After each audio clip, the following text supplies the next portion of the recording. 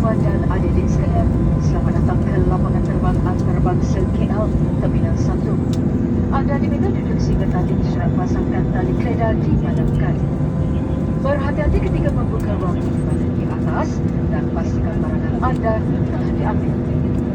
Penumpang transit dinasihatkan untuk mendapatkan maklumat terkini berkaitan pintu berlepas di skrin paparan maklumat penerbangan atau ke kaunter pertukaran untuk mendapatkan bantuan.